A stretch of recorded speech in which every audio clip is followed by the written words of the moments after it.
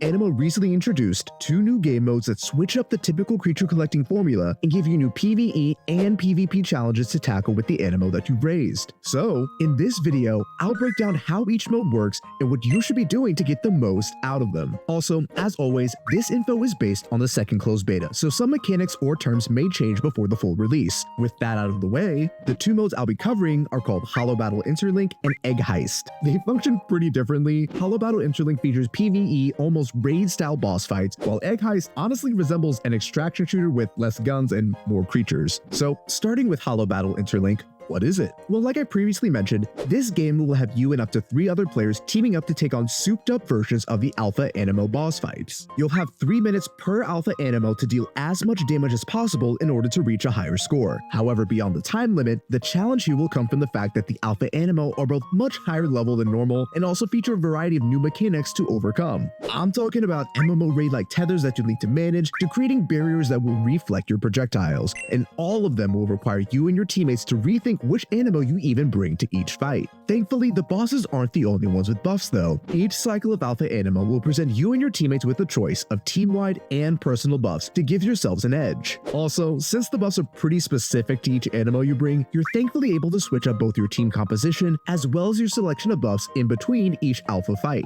And that's the gist of Holo-Battle Interlink. Team up or don't to fight Alpha Aniimo, and based on the damage you deal to all 3 bosses, you'll receive a score up to 60. Then, based on that score, you can receive a number of rewards ranging from in-game currency to 100% catch rate Anipods and special Aniimo eggs. So it's definitely worth running at least once a cycle to get yourself some goodies. During the beta, there was a new cycle every week, so if this remains the pace for the full release, this is a nice weekly way to get some extra freebies. Lastly, as always, it's way too early to talk about things like meta. However, I do feel that it's worth mentioning that for this game mode, you can only choose 1 Aniimo to run on field. Your other 3 Aniimo party members only provide support in the form of their species-specific core skill. For the most part, each Aniimo's core skill plays into their role for a team comp, so it wasn't a huge deal. I mainly bring this up because it does make me wonder what kind of setups people will choose to run in a 4-man party. For instance, would it be worth 1 to 2 players choosing to play as a break Aniimo instead of a DPS in order to get faster break windows? All that to say, I love that there's enough depth to the game mode that questions like that can even be asked.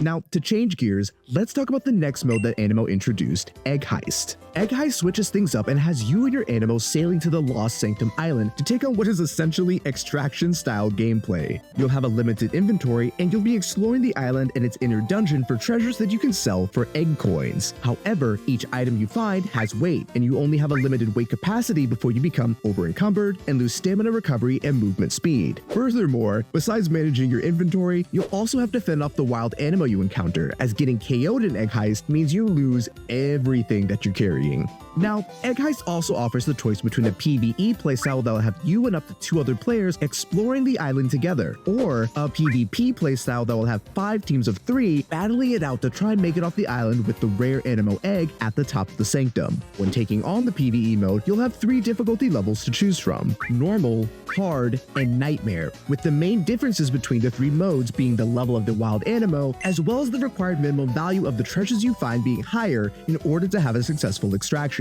On the plus side, higher difficulties will also both let you find high-value treasures more easily, as well as higher rarity Darkling Aniimo eggs. In either mode though, there are a couple of items to prepare for a successful venture. The most important piece of equipment will be your backpack. Although it doesn't determine your weight capacity, a higher tier backpack will give you more item slots to allow you to meet your egg coin goals more easily. The second most important piece of gear would be healing bandages that allow you to stay topped off in between traps and wild Aniimo encounters. Then, you have some miscellaneous items like essences that can give you elemental or damage boosts, although from my experiences, these were largely unnecessary, even at the nightmare level. Now, in order to stock up on these pieces of equipment, you'll need to head to the egg coin shop. Here, you can spend the egg coins you've collected from selling treasures to purchase higher tier equipment as well as progression materials and rare Aniimo eggs. That being said, before you spend all your coins in the egg coin shop, it's also worth mentioning that there are some persistent buffs like increased stamina and the all-important weight capacity PvP that can be upgraded with egg coins. So for an easier time in the long run, I'd say you should definitely place these higher in your egg coin spending priorities. Then, once you're ready to head out, you'll need to set up your Aniimo team. Like the Holo-Battle Interlink mode, you'll select one main Aniimo to control on field, and then up to 3 support Aniimo to assist you with the singular skill. However, for Egg Heist specifically, I'd honestly recommend at least bringing one Aniimo that can solve fire puzzles, as well as one that can break rocks, as some valuable treasure chests are hidden behind those environmental puzzles. After that, your goal is pretty simple. Make your way to the inner sanctum by finding the portal on the island in order to collect valuable treasure, and hopefully, bring a Darkling Aniimo egg back to your boat for its successful extraction. Now at this point, extraction is a pretty tried and true gameplay loop, but I was still shocked at how much I enjoyed its inclusion in Aniimo. I loved how rewarding it felt to get a really good haul of treasure, and I especially enjoyed the thrill of finding a rare Darkling Aniimo egg with the hopes that it could hatch into one of the rare Darkling form Aniimo. So for collectors especially, I think this game mode will be a real hit.